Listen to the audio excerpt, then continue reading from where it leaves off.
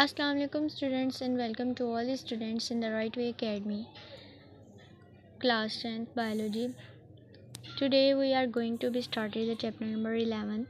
The topic of our chapter is students homeostasis. अब homeostasis को अगर हम देखें तो ये कॉम्बिनेशन है टू वर्ड्स का.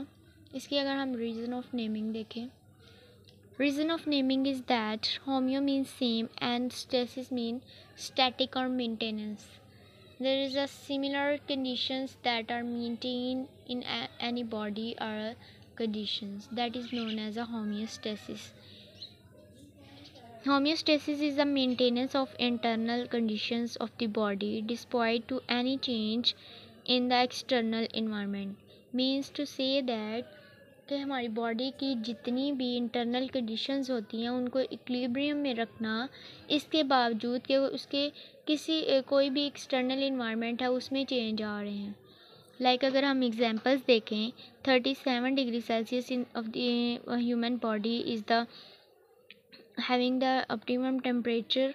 अगर ये हमारी बॉडी का टेम्परेचर इंटरनल 37 डिग्री सेल्सियस या ऑप्टिमम टेम्परेचर वो होता है कि जिस पे कोई भी लिविंग ऑर्गेनिज्म की बॉडी ज़्यादा से ज़्यादा वर्क कर सकती है. उसके जो एंजाइम होते हैं वो किसी भी चीज़ को बहुत अच्छे और एक्यूरेट वे में परफॉर्म करते हैं. उसे हम कहते हैं ऑप्टिमम टेम्परेचर या ऑप्टिमम थिंग.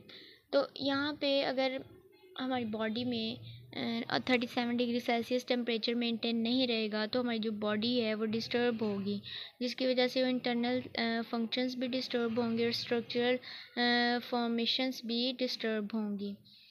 तो आपको पता है कि each and everything in our bodies in the maintained way, like salt की कंसनट्रेशन, वाटर की कंसनट्रेशन. इसी तरह हमारे बॉडी में जो है वो ब्लड ग्लूकोज की कंसनट्रेशन जो है 1 लीटर अगर हम ले तो वो 1 ग्राम के इक्वल होगी. तो इससे हम कहेंगे होम्योस्टेसिस, कि ये सारी चीज़ें जो हैं वो हमारी बॉडी में मेंटेन हैं अपनी फिक्स्ड रेशो के साथ. तो नेक्स्ट हमारे पास आ जाता है इसकी types of homeostasis.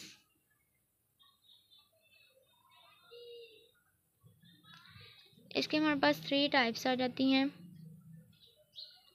Thermoregulation,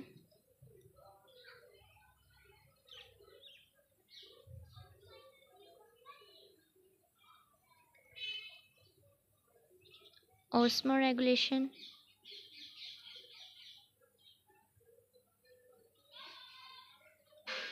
third one is the excretion.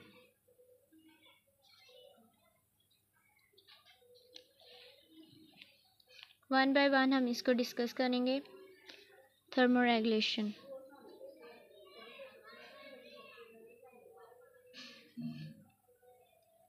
With thermoregulation है, thermo means heat and regulation is maintenance.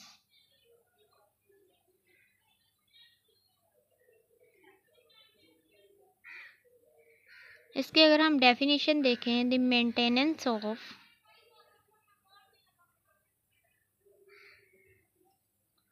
internal body temperature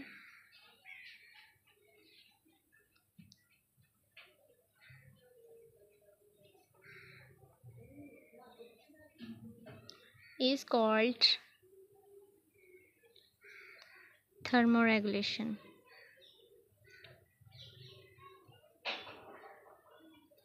कि अगर कोई भी बॉडी है लिविंग ऑर्गेनिज्म की, उसका जो इंटरनल टेम्परेचर है वो मेंटेन रहेगा, उस प्रोसेस को हम कहेंगे थर्मोरेगुलेशन. अब यहाँ पे फिर से हम जो है वो ह्यूमन की थर्मोरेगुलेशन के तौर पर एग्जांपल देंगे कि ह्यूमन बॉडी का जो ऑप्टिमम टेम्परेचर है वो ह्यूमन 37 डिग्री सेल्सियस है. अगर हम इसको फ़ारेनहाइट में कैलकुलेट करें तो 37 डिग्री सेल्सियस जो है वो 99.8 फ़ारेनहाइट के इक्वल होगा. इसी तरह हमारी बॉडी में अगर ये टेम्परेचर 1 पॉइंट इंक्रीज़ करेगा 38 डिग्री सेल्सियस तो वो इक्वल हो जाएगा 101 फ़ारेनहाइट के बराबर हो जाएगा. एंड 39 डिग्री सेल्सियस जो है वो 102 के फ़ारेनहाइट के इक्वल होगा. इसी तरह जो है अगर 103 फ़ारेनहाइट हो जाता है तो वो हमारी बॉडी के लिए डेथ का भी चांस अकर हो सकते हैं, डेथ काज भी बन सकता है, बिकॉज कि जो 37 डिग्री सेल्सियस है वो हमारी बॉडी के लिए ऑप्टिमम टेम्परेचर है, वो नॉर्मल टेम्परेचर है। अगर वो एक भी दर्जा हरारत इंक्रीज़ कर जाता है तो वो हमारी बॉडी के लिए लीथल हो सकता है। उसके बिकॉज कि जो 37 डिग्री सेल्सियस होता है इस पे हमारी बॉडी के जो एंजाइम्स हैं वो एक्यूरेटली वर्क कर रहे होते हैं, और अगर ये हमारी बॉडी का टेम्परेचर इंक्रीज़ या डिक्रीज़ होता है तो वो डीनेचर होना शुरू हो जाते हैं हमारे बॉडी के एंजाइम। जब डीनेचराइजेशन होगी तो हमारी बॉडी में डैमेजिंग अकर होना शुरू हो जाएगी।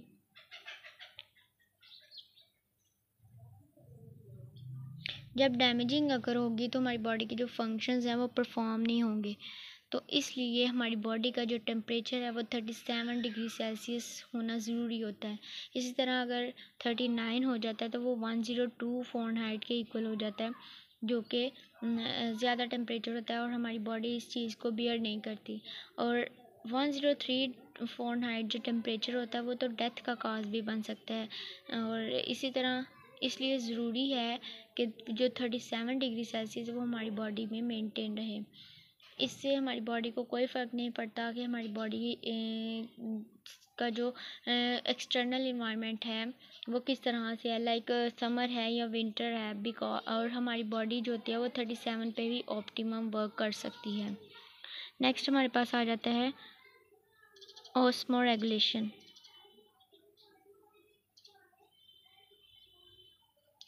अब ऑस्मो मीन्स ऑस्मोसिस से निकला,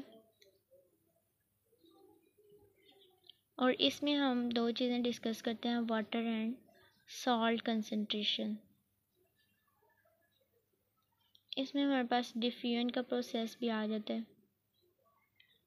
और फॉर योर काइंड इंफॉर्मेशन, जो थर्मोरेगुलेटरी कंट्रोल होता है हमारी बॉडी में,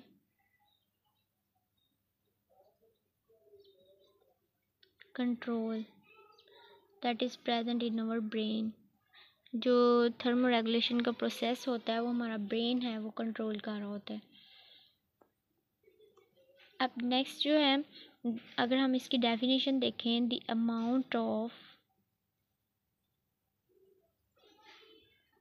water and salts in our body maintained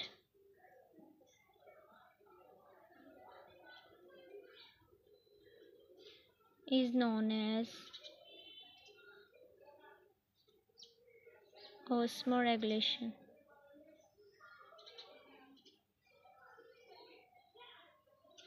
next हमारे पास आ जाता है एक्सक्रीशन।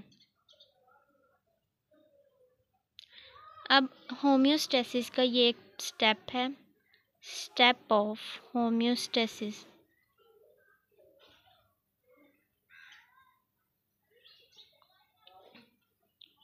इससे मुराद है कि हमारी बॉडी में वो तमाम चीज़ें जो हमारी बॉडी के लिए हार्मफुल हैं या हमारी बॉडी को उनकी ज़रूरत नहीं होती या वो किसी भी लिहाज से वो यूज़फुल नहीं होती, उसे हम कहेंगे एक्सक्रीशन। बिकॉज कि इसमें जो मेटाबॉलिक वेस्ट होता है वो एलिमिनेट किया जाता है लिविंग ऑर्गेनिज्म की बॉडी से उसकी इंटरनल कंडीशन को इक्विलिब्रियम में रखने के लिए। So this is the process in which the metabolic waste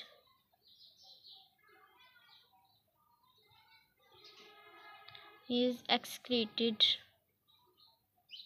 or eliminated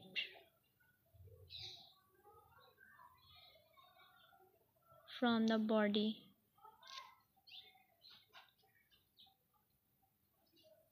of living organism to maintain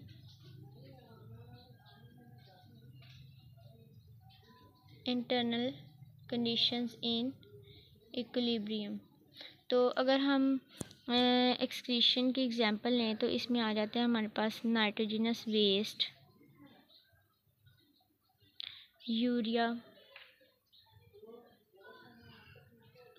urea and ammonia. So students, thank you. Allah Hafiz.